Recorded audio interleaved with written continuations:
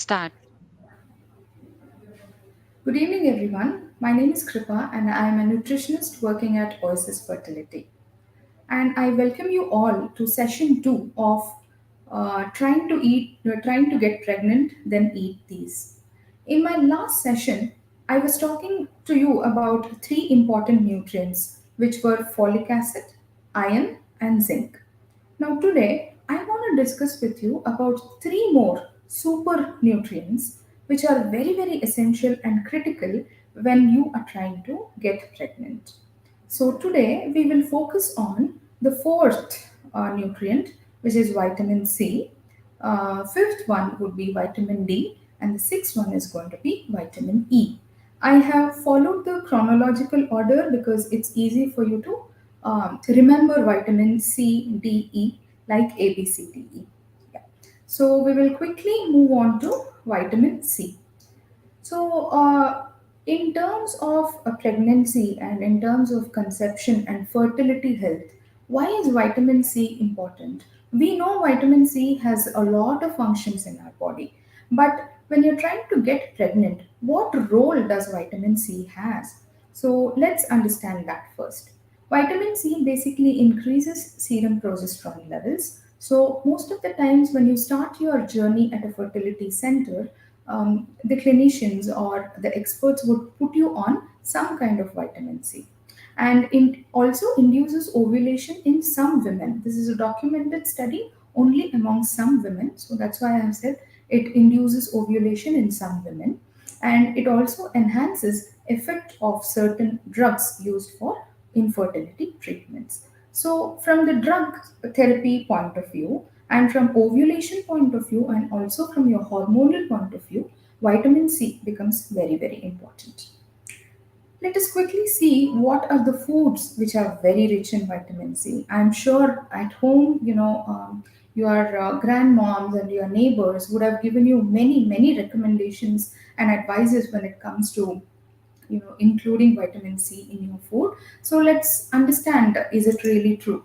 So top 5 vitamin rich foods that I would like to tell you about is leafy greens. Now people are really into spinach and other leafy greens, but I would like to tell you that most of the leafy greens which are routinely used in our kitchens, they are high in or rich in vitamin C.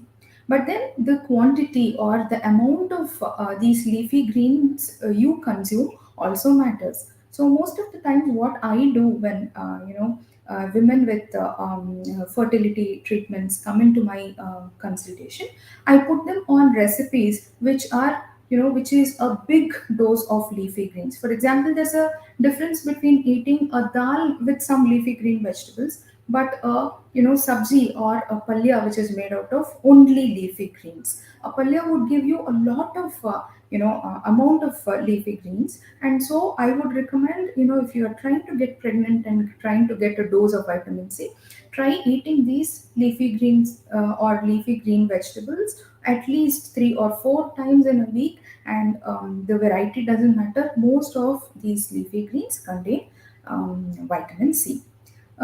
So all of us are aware of orange juices and fortified orange juices. Why orange juices or oranges themselves are so much talked about when it comes to vitamin C? Yes, they are rich in vitamin C, and also it's not only oranges. The other citrus fruits like musambis, the big lemons and limes. These are also high in vitamin C. So our next superfood, which is rich in vitamin C, will be tomatoes. So tomatoes, be it gravy forms or juices, or you could add it into your salads. Whatever form, tomatoes would give you a lot of vitamin C, and including them in your everyday food preparation is a very good idea. And also, you must have heard about guavas. Both the red variety and the white variety will have enough or sufficient vitamin C in them. So, we nutritionists always talk about why it's important to consume seasonal foods. And when guavas are in season, please make the best use of it. Try even getting them during the season, and try adding them into your salads, or you could just put a little bit of salt and pepper and have it as a snack in whatever time of the day is fine. So just try and get guavas whenever they are in season, because they are very good sources of vitamin C. Indian gooseberry is not, very hyped about, but I would like to tell you, when it comes to the quantity or the amount of vitamin C present, Indian gooseberry is pretty high in vitamin C. So adding them into your daily diet can be done. These days you get vitamins, Indian gooseberries, amla juices, which are on the counter. You could just buy it from any store, but then freshly made juice or freshly consumed amlas are better bioavailable than the squeezed ones are already kept on the store shelves. There is a word of precaution from my side when you're using vitamin C. Vitamin C is heat labile. So, whenever you're using, lime juice or amla juice in your food preparations, you should make sure that it is not heated up to very high temperatures, because the vitamin C will be lost. So please make sure that you don't lose vitamin C during the food preparation. Whenever you're using tomatoes or amlas and lime juices, you have to be careful. Most of the Indian foods require you to add the lime juice at the end of your preparation. That is because the vitamin C will not be there. The taste part is different, but also, when you add lime juices and citrus juices to your food, you should make sure that the vitamin C is retained. That is why we add these juices at the end of your preparation. This was about vitamin C. So, the fifth superfood, or the food or the nutrient which we will talk today, is vitamin D. Higher levels are linked to better rates of IVF treatment. So, if you are somebody who is undergoing an IVF treatment or have ever visited a infertility or a fertility center, you would be put on D rise. The experts always, write it for you as a prescription before they start or during the infertility treatment, just to make sure, because a higher vitamin D in your system is documented to give better rates of IVF treatment. And it also influences the production of sex hormones like estradiol and progesterone. So, most of the patients who come to the infertility treatment will have a prescription drug or a prescription medicine for vitamin D. Popularly, it is called D rice. So, I'm sure some of you must be knowing about it. So let's understand what are the food sources of vitamin. Now, it would be wrong, technically, to say food sources of vitamin D.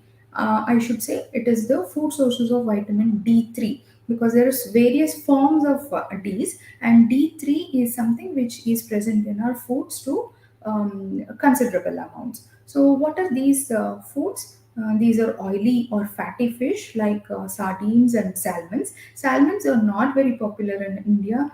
The salmons are very popularly used in European countries and US, but in India, these are sardines and egg yolks. Now, egg yolks, again, here a word of caution.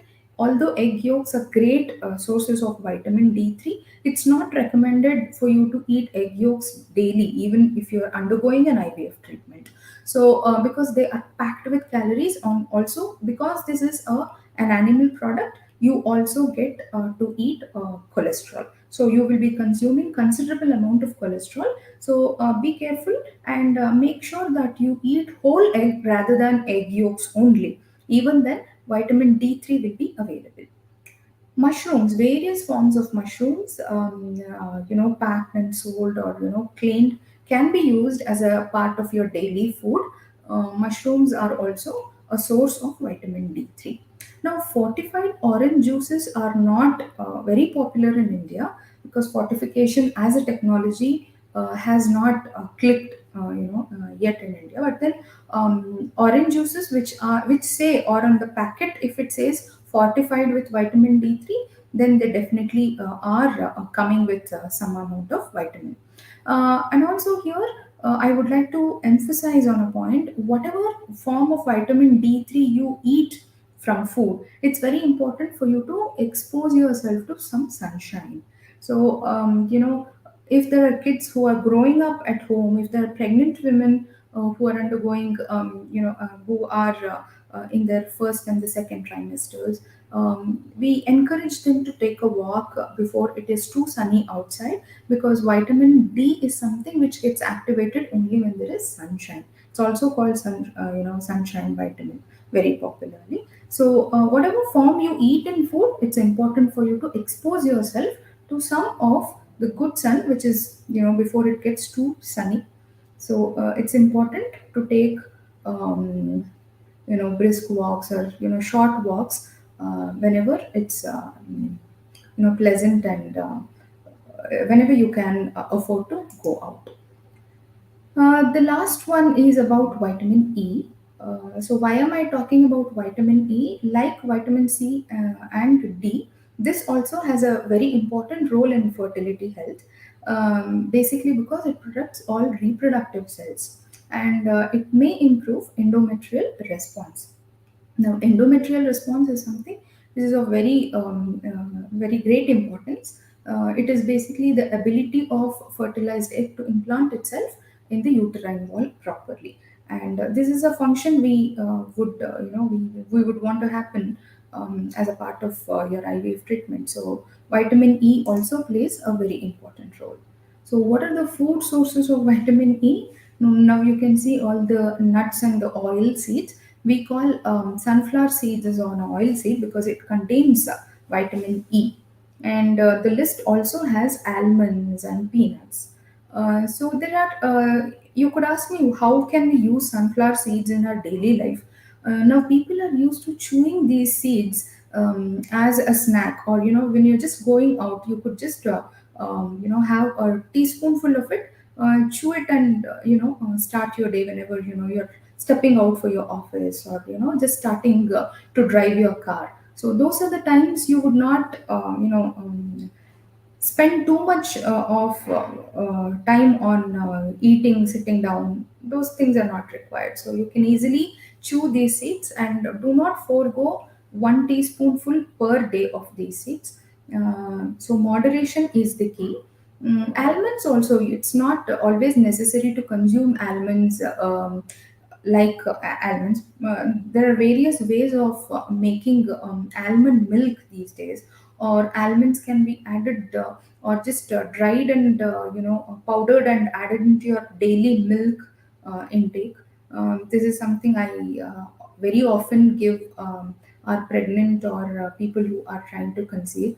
That is one way of adding almonds to your diets. Now, peanuts also very popular snack.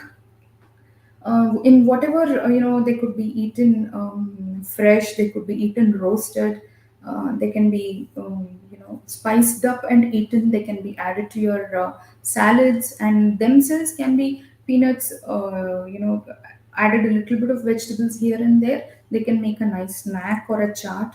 So all these things are allowed. The last food source would be spinach.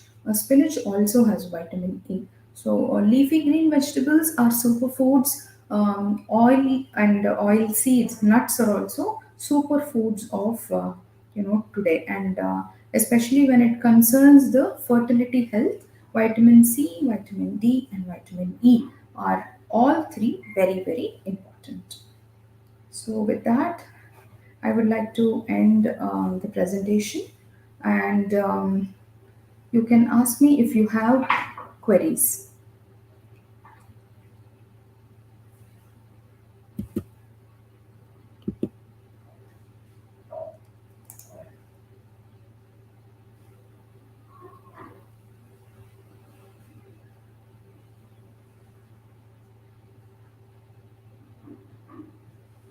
Yeah.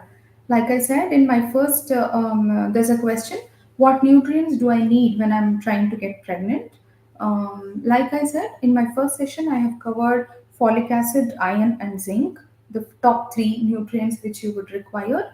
And the next three would be vitamin C, vitamin D, and vitamin E. So these are top six nutrients which are very, very essential when you are trying to get pregnant.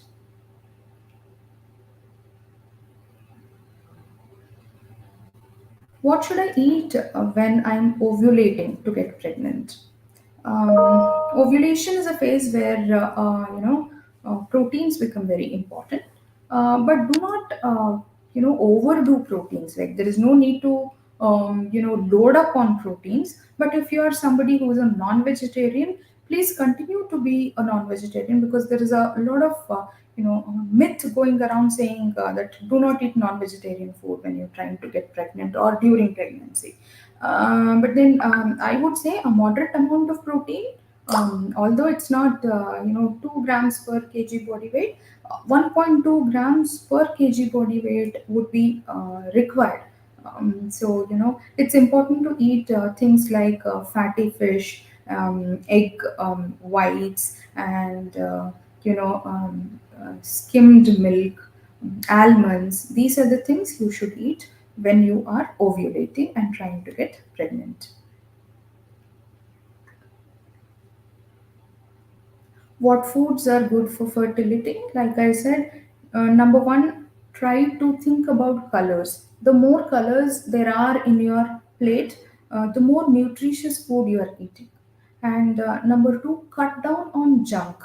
And number three would be, these vitamin E, vitamin C rich foods. For example, tomatoes and oranges, musambis, Indian gooseberries for vitamin C, and again peanuts and almonds for vitamin E, and for vitamin D, like I said, the sunflower seeds and those things can be eaten.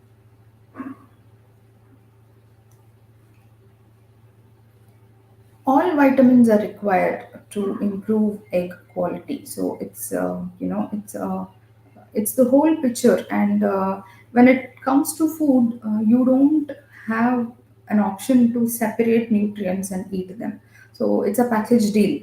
When you eat an apple, for example, you would be getting pectin and some fructose in it, and you will have to consume both. So all vitamins like C, D, E are equally important.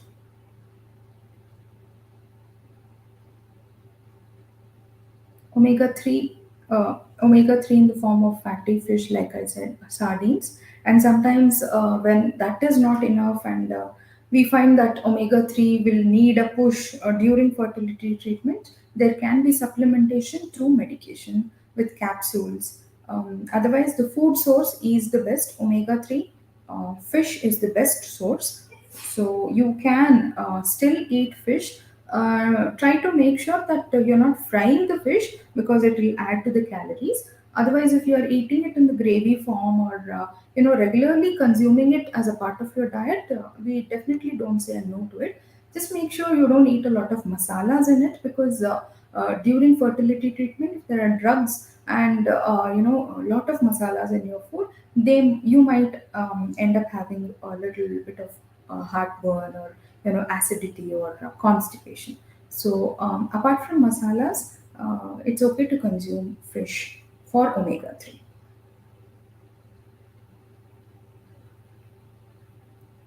Yeah. So which foods help implantation? The last one, like vitamin E, is important, and almonds, peanuts, and the whatever list I showed you is important for implantation. Thank you so much.